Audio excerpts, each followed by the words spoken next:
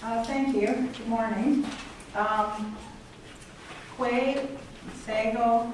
My name is Patricia Nash. I am originally from Southern Ontario near the Grand River. My mother is Haudenosaunee from Six Nations, and I have worked for the last 30 years for First Nation and Inuit groups across Canada on self-determination. I have a degree in zoology, and this is where I first started to understand the difference in worldviews from Western science to Indigenous.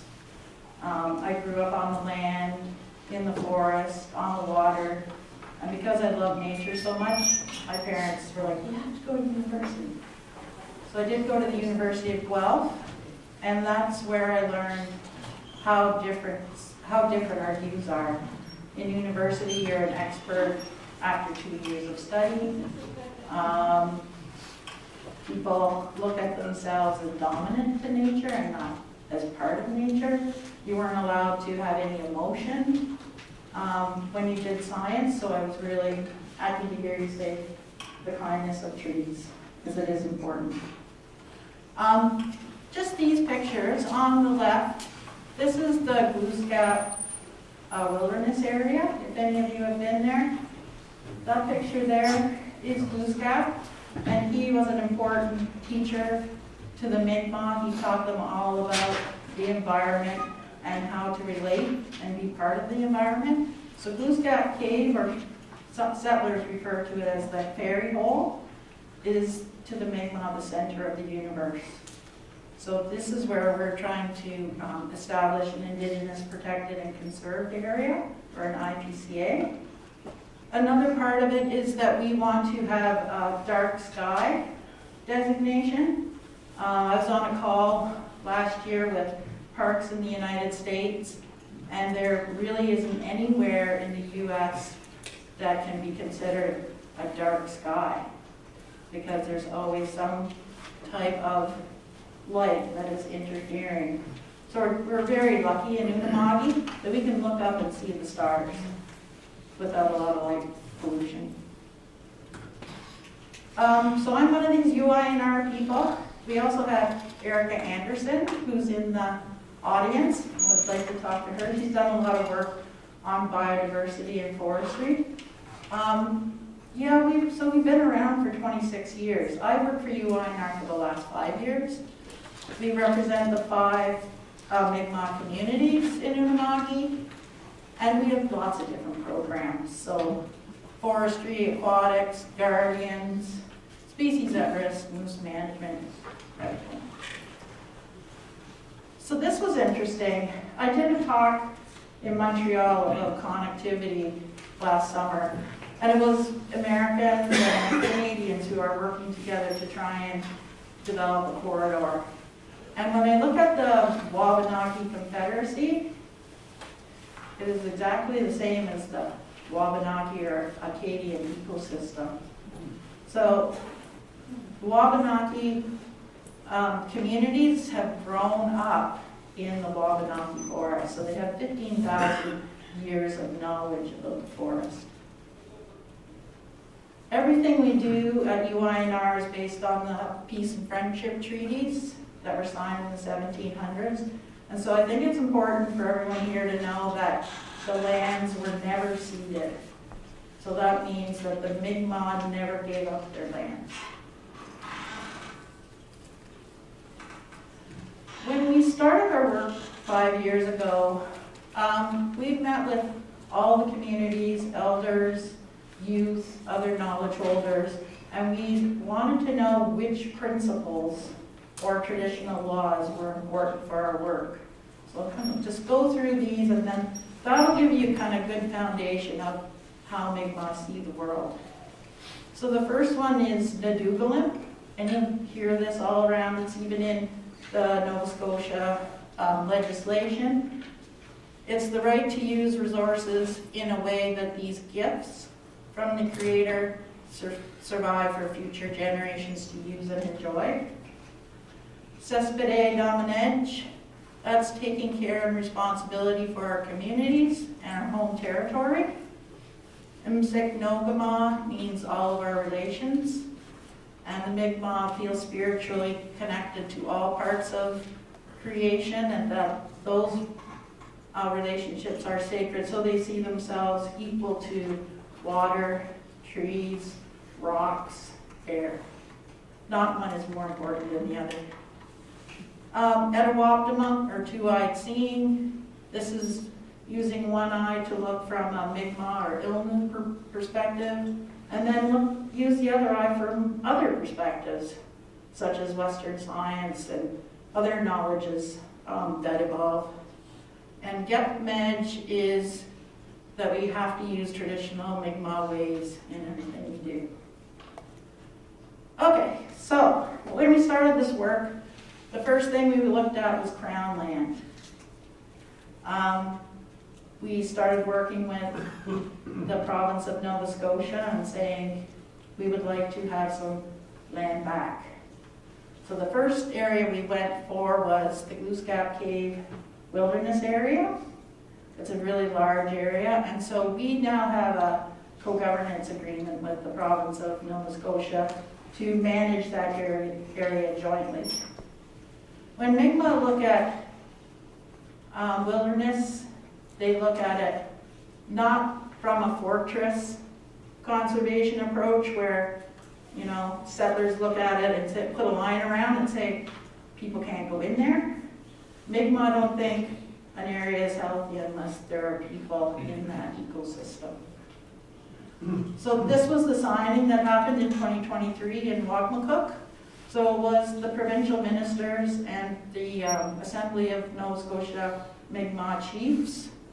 And so this was, I don't know if many of you know Chief Norman Bernard from Wagmatcook, but it's really interesting this was his quote. So Glooscap Wilderness Area is a very special place for the Mi'kmaq.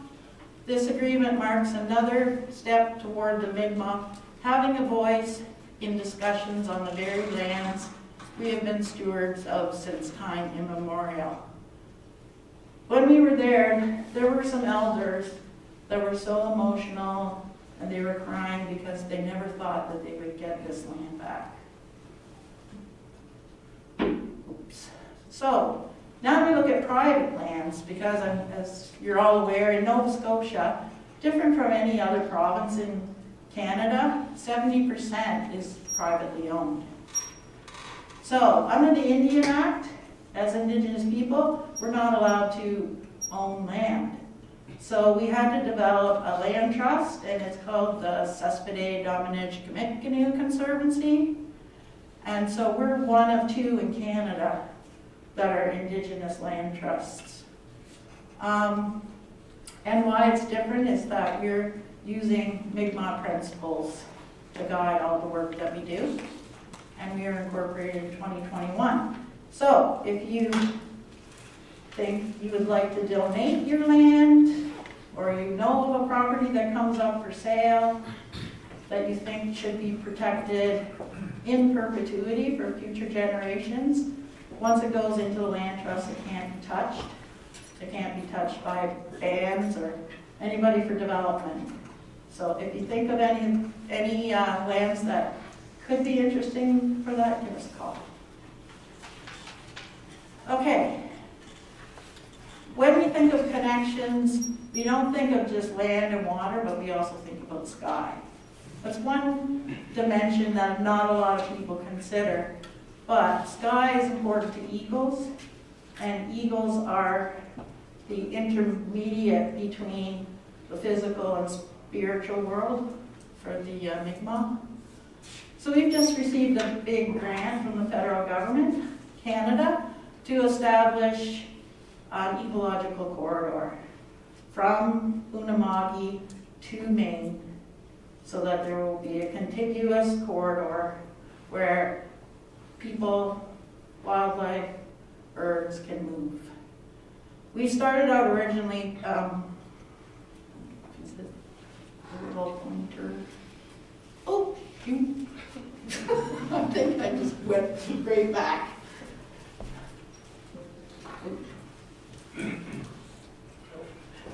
Oh, okay, wait, I'm good. Okay, maybe I'll do it with my hand. So we originally had just this area. So this is the Brador UNESCO Biosphere Reserve. This is where the cave is. And so we wanted to make sure, because it was out on a peninsula, we wanted to make sure that there was a corridor there. But we now have a corridor up to the National Park and St. Paul Island. And we just purchased Ingonish Island. And then we have the Bird Islands. That was Glooscap's canoe. So now we're moving larger still, and we'll be making our way down to Maine. Okay, indicators. We didn't want to use the traditional indicators, science indicators like species at risk or, forest composition. So we went to elders and we talked about how would you see the world, what indications or indicators would be important. So we looked at the Mi'kmaq seasonal calendar, and then out of that work, there were 4 leaders that were identified. So beaver, waterbirds, spruce, and berries. And if you have these family leaders on the land, then it will be healthy. So if you have spruce, then that means you'll have moose and bear. If you have berries, you'll have bear, toothwort, and deer. So this is what we are now using for our monitoring. Yeah, we really need to change the way that we look at forests. We're doing some work now with the federal government looking at all the services that the forest provides. Everything from culture to regulating the environment. So climate change was a really interesting talk earlier this morning. What it supports, everything from fire to carbon. So we want to quantify all of that. And you hear now, everyone, forests, they want carbon, nature-based solutions, ecosystem services. So again, we went to our elders and we asked, what does that mean to you? And again, it's always about the relationship. So nature-based solutions is your relationship to the environment.